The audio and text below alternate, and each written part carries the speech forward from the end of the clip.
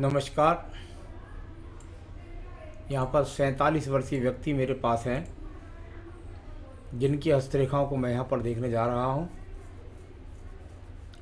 इनकी उंगलियों पर बनी गतिविधियों को पढ़ूँगा, इनके पर्वतों की गतिविधि को पढ़ूँगा, इनकी रेखाओं को पढ़ूँगा और इनके अंत में सवालों के जवाब दूँगा। सबसे पहले मैं बात कर लेता हूँ इनके ज्ञान की उंगली कनिष्ठा के बारे में। कनिष्ठा उंगली लगभग सूर्य की उंगली के प्रथम पर्व तक पहुँच चुकी है। यानी व्यक्ति के लिए जो व्यक्ति बुद्धिमान होते हैं, जो अच्छी गुणवत्ता अपने पास रखते हैं, जिनके पास भाषा शैली का ज्ञान होता है, जिनके पास अच्छी याददाश्त होती है, जो भले लोगों में उठते बैठते हैं, इन लोगों की ये उंगलियां होती हैं। और इनके अंदर सबसे बड़ी बात है, जुझारूपन बहुत होता है, यह हारते नहीं हैं। यहाँ प्रथम पर्व मानसिक पर्व, और मानसिक पर्व पर यदि मैं देखता हूँ तो कुल मिलाकर के अपने आप में कोई ऐसे अशुभ चिन्ह नहीं है जिनके द्वारा आप मानसिक रूप से अपने आप को हार मानने, इस तरह की स्थिति यहाँ पर नहीं है। सेकंड पर्वत पर कुछ राहु रेखाओं का प्रभाव जरूर है, जिसके कारण आप अपने जीवन में कुछ अपने आप को व्यथित महसूस करते हैं और जिसके कारण आप अपने परिवार या अपने घर में थोड़ा सा चिड़चिड़ाहट का शिकार वर्तमान में है। इसके कारण कभी कभी आपको क्रोध भी आ जाता है और अपनी भाषा शैली में कड़कपन ले आते हैं। चलिए बात करता हूँ आपके पर्वत के बारे में, और वो पर्वत है आपका बुध का पर्वत। और बुध के पर्वत पर अगर एक आध माइनस रेखा हो जाए तो उसका कोई प्रभाव नहीं होता। बहुत सारी खड़ी हुई रेखा है, ये तो निश्चित बात होगी कि व्यक्ति के अंदर भाषा शैली बहुत सुंदर है और साथ ही साथ वो कभी भी चाहे नौकरी प्राप्त कर सकता है। व्यक्ति किसी कारण से नौकरी नहीं कर रहा हो वो अलग अलग बात है, लेकिन आपके अंदर वो गुणवत्ता है कि जिसके द्वारा आप धन के आगमन निरंतर पैदा करने में सक्षम हैं। यहाँ पर बात करता हूँ सूर्य की उंगली के ऊपर। यहाँ से किसी प्रकार के बीपी के रोग, किसी प्रकार के आँखों के रोग, किसी प्रकार से किसी अग्निकांड या किसी प्रकार से कोई दुर्घटना के संकेत दिखाई नहीं देते। मैं बात कर लेता हूँ आपके सेकंड पर्वत पर। इस पर माइनस रेखा अच्छी नहीं मानी जाती। जब जब ये माइनस रेखाएं होती हैं तो व्यक्ति को राज्य सरकार से संबंधित चीज़ों का लाभ नहीं मिलता। नंबर 1, सरकारी नौकरी में लाभ नहीं मिलता। नंबर 2, अगर किसी प्रकार के प्रमोशन की बात होती है, तरक्की की बात होती है, नौकरी प्राप्त करने की बात होती है, तो अच्छे से भले ही, क्योंकि कोई ज़रूरी नहीं है कि भविष्य में सरकारी नौकरियां नहीं रहें। कारक ये जो है कुल मिलाकर जो है वो अपने आप में व्यक्ति की श्रेष्ठता, व्यक्ति के ज्ञान की या व्यक्ति की ऊंचाइयों को प्राप्त करने का है। तो यहाँ थोड़ा अड़चनें दिखाई देती हैं। तीसरा पर्व व्यक्ति का जाना जाता है कुल मिलाकर परिवार से सपोर्ट ना मिलना। ये माइनस रेखाएं जब हो जाएं तो या तो पिता के ना होने के कारण या किसी भी कारण से यहाँ पर पिता पक्ष का सपोर्ट नज़र नहीं आता। आइए बात करते हैं इसके बाद में आपके यहाँ पर शनि की उंगली के प्रथम पर्व के बारे में। शनि की उंगली और प्रथम पर्व बहुत ही मजबूत है। किसी प्रकार से किसी भी स्थायी रोग का आपके जीवन के अंदर आगमन नहीं है, या रोग है तो उसकी मेडिसिन बिल्कुल सही आपके जीवन के अंदर लगी हुई है, जिसके कारण आप उस रोग पर पूरी तरह जीत दर्ज कर सकते हैं। यहाँ पर एक बहुत बड़ी रेखा आ गई, जिसने 4 पोर्शन बना दिए। सेकंड में डिवाइडेशन की बहुत बड़ी रेखा, ये मोटे कर्ज की रेखा, या किसी तरीके से किसी को धन दे दो तो लौट के ना आने की रेखा, या कुल मिलाकर धन के लिए संघर्ष की रेखा, किसी रूप में भी बोल दीजिए, लेकिन ये रेखा अपने आप में बड़ी मोटी है, जो आपके जीवन में कर्ज से मुक्ति दिलाने में काफ़ी समय आपको लग जाएगा। चलिए अब बात करते हैं आपके पास नीचे वाले पर्व के बारे में। इसके द्वारा आप अपने परिवार में अपने परिवार की स्थितियों का भरण पोषण करने में संपन्न दिखाई देते हैं। आइए बात करता हूं बृहस्पति की प्रथम उंगली के बारे में। यहाँ से इसका शनि की उंगली से थोड़ा सा आगे बढ़ना अच्छा संकेत होता है। साथ ही साथ ये प्रतिभा के लिए जानी जाती है, अच्छे ज्ञान के लिए जानी जाती है, और कुल मिलाकर के कोई भी मोटापे का, कोलेस्ट्रॉल का, शुगर का, किसी भी तरह का कोई स्थायी रोग यहाँ पर दिखाई नहीं देता। सेकंड पर्वत पर माइनस रेखाओं का प्रभाव है। निश्चित रूप से थोड़ा सा पत्नी के साथ अपनी स्थिति के कारण, यानी अपनी आर्थिक स्थिति के कारण पत्नी से 2-4 विवाद की स्थितियाँ सामने आ जाती हैं और उससे बुरी वो कोई बात नहीं है। तो ये थोड़ा सा इस प्रकार का संकेत यहाँ पर दिखाई देता है, तो थोड़ा संभाल कर चलें परिवार को। तीसरा, संतान का सुख सहयोग का है, यानी कुल मिलाकर संतान का पूर्ण सुख सहयोग आपको प्राप्त है। आइए बात करते हैं बुध पर्वत के बारे में। भाई हमारे विज्ञान में कहते हैं कि बुध पर्वत पर 2 से 3 या 4 या 5 या 8 या 7 कुछ भी रेखा खड़ी होनी अनिवार्य है। जितनी मजबूती से रेखा ज़्यादा खड़ी होती है उतने धन के का आगमन व्यक्ति के पास मजबूत होते हैं। यहाँ पर यदि मैं देखता हूँ तो एक ये मात्र साइन हल्का सा दिखाई दिया, जिसके कारण यही है कि भाई धन के लिए वर्तमान में संघर्ष चल रहा है और धन का स्रोत प्राप्त अच्छा सा नहीं हो पा रहा। अब मैं बात करता हूँ यहाँ पर आपकी सूर्य पर्व के बारे में। बहुत बढ़िया ट्रायंगल बनाकर और सन सूर्य के पर्व के एकदम सेंटर में रेखा पहुँची, यानी ये तो बात पक्की हो गई कि इस व्यक्ति के पास वो बात थी, वो योग्यता थी जिसके द्वारा व्यक्ति राज्य सरकार की नौकरी प्राप्त कर सकता था। एक बात नहीं करी वो अलग बात है, या है मुझे नहीं पता। कुल मिलाकर इसमें योग्यता थी कि आप करती। कभी कभी जब ये रेखा इस प्रकार का अच्छा ट्रायंगल बनाकर प्राप्त करती है तो उसका दूसरा मतलब भी होता है। व्यक्ति के पास अगर प्राइवेट सेक्टर की जॉब होती है तो वो सरकारी नौकरी से ज़्यादा तनख्वाह की होती है, इस तरह की स्थिति। तो ये भी अच्छा सिंगल दिखाई दिया। और तीसरा, व्यक्ति के पास जब तक ये रेखा है उसके सम्मान को कोई टच नहीं कर सकता। तो कुल मिलाकर मुकदमा हो जाए, झगड़े झंझट हो जाए, कोर्ट कचहरी हो जाए तो व्यक्ति विजय दर्ज करेगा, सम्मान में किसी तरह की गिरावट नहीं आएगी। आइए बात करते हैं मैं इसके बाद में आपके पर्व की, और वो है आपका भाग्य का पर्व। शनि पर्व भाग्य का पर्व और अच्छी रेखाओं से युक्त अच्छी खासी शाखा का वी का ट्रायंगल बनना, ये बहुत अच्छा संकेत है। बुढ़ापे के अंत समय तक बहुत अच्छा सुख, यानी एक शाखा का बृहस्पति से मिलन, एक का शनि से मिलन, यानी ज्ञान भी, बुद्धि भी, धन भी, ऐश्वर्य भी, सारी चीज़ें इस शाखा के द्वारा व्यक्ति के जीवन में व्यक्ति को मिल जाती है। अभी पर्वत की स्थिति आप देखिए स्वयं कि ये पर्वत की स्थिति दबी हुई है। अब दबी हुई क्या है कि व्यक्ति का भाग्य साथ देना नहीं देता, या व्यक्ति का खर्च ज़्यादा कमाई से होना, इस तरह की स्थिति है। पर्वत का दबना अच्छा संकेत नहीं होता, खर्च ज़्यादा होता है, आमदनी कम होती है। चलिए मैं बात करता हूँ बृहस्पति के पर्व के बारे में। बृहस्पति के पर्व पर अगर मैं देखता हूँ तो किसी तरह का कोई भी बुरा चिन्ह नहीं है। बुरा चिन्ह नहीं है, ये अच्छा संकेत है। यहाँ पर ये किसी प्रकार का चतुर्भुज नहीं बनाता, ये बुरा संकेत है। किसी प्रकार का त्रिभुज नहीं बनता, ये बुरा संकेत है। किसी प्रकार का एक्स नहीं बनता, ये बुरा संकेत है। जहाँ अच्छे चिन्ह नहीं मिलते तो उस फल की जो वृद्धि होती है वो रुक जाती है। यानी इस समय ये कोई भी भाग्य साथ नहीं दे रहा, धन के अच्छे आगमन नहीं हो रहे, अच्छा उत्तम भवन नहीं हो पा रहा, अच्छे भवन में रह नहीं पा रहे, ये सारी चीज़ें दिखाई देती है। अंगूठे का प्रथम पर्व दिखाई देता है तो बिल्कुल किसी प्रकार की बुरी रेखा नहीं, यानी व्यक्ति का चरित्र पूरी तरीके से मजबूत है, उसमें कोई कमी नहीं है।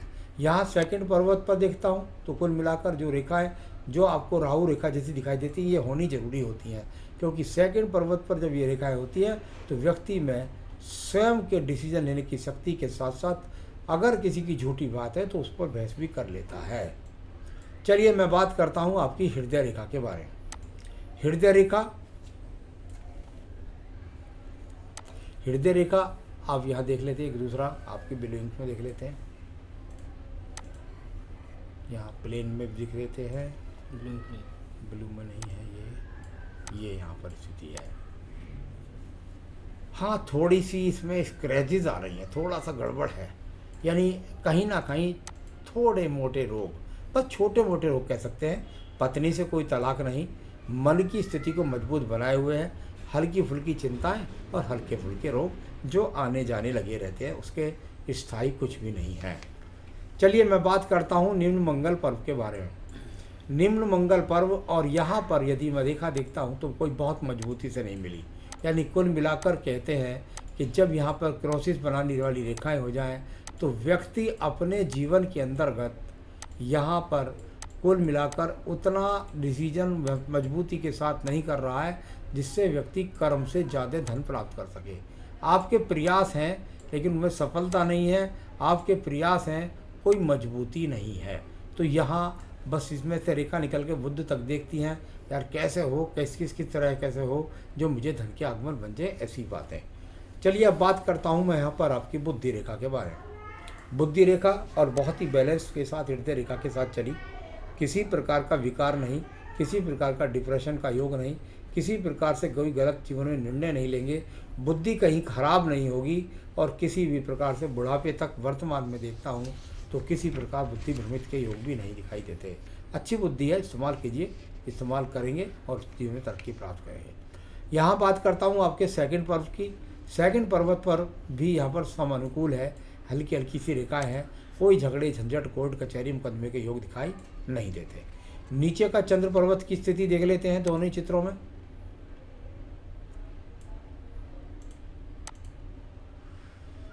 बहुत सुंदर चंद्र पर्वत, किसी भी प्रकार से अगर मैं देखता हूँ तो इसमें ना तो विदेश योग दिखता है, ना डिप्रेशन योग दिखता है, ना कोई यहाँ पर पानी में डूबने की बात या किसी तरह का बहुत कोई गलत खान पान या बुरे लोगों की संगत में बैठना, ऐसा कोई भी योग यहाँ पर नहीं है। तो सुंदर सा चंद्र पर्वत होता है तो व्यक्ति को माता का पिता के साथ मुकाबले ज़्यादा सहयोग प्राप्त होता है।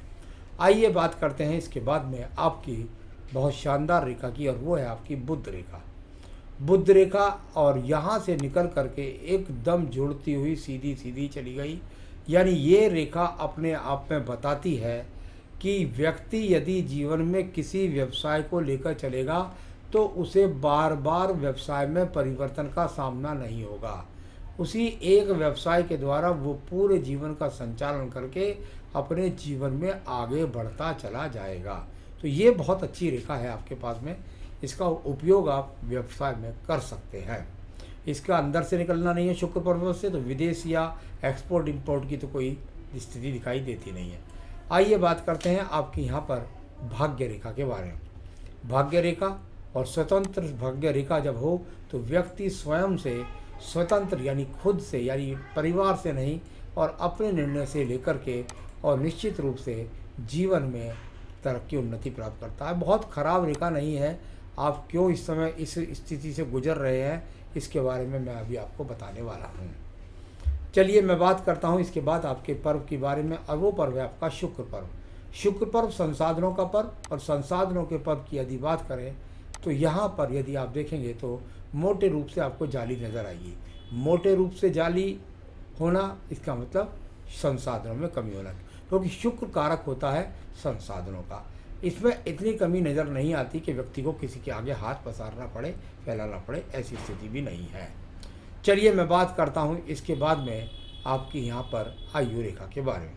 आयु रेखा यहाँ पर एक शंख की थी आकृति बनाने का प्रयास कर रही है, यानी जीवन का अंत समय बहुत सुंदर, इसमें कोई भी शक नहीं है। सब चीज़ों की संपन्नता आपके पास में होगी, और इस प्रकार से ये रेखा यहाँ पर लगातार आपकी आयु रेखा बैठती है जाकर लगभग 77-78 वर्ष।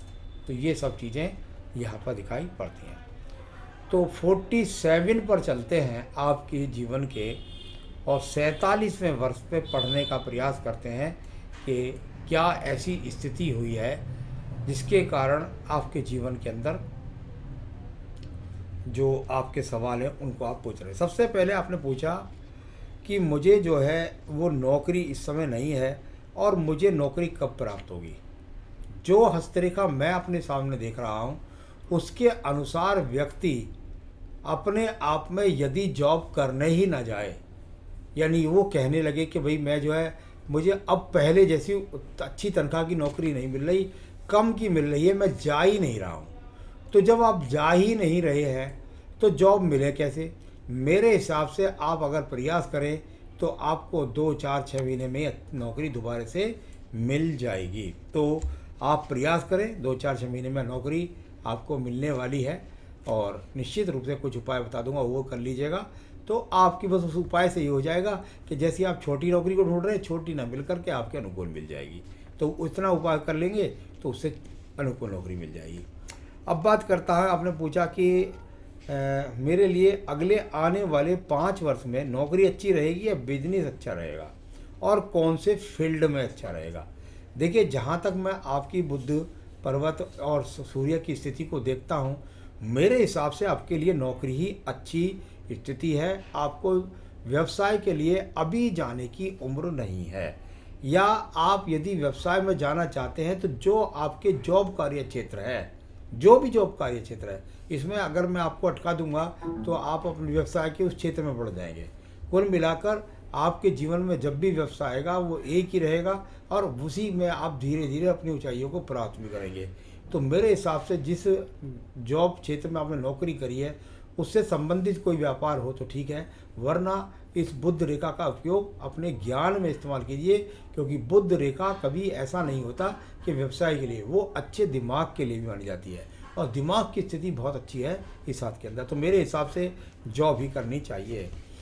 आपने कहा मैं 60 लाख के लोन बना गया हूँ। हाँ, मुझे पीछे कुछ टेंगेस नज़र आ रहे हैं पिछले समय में।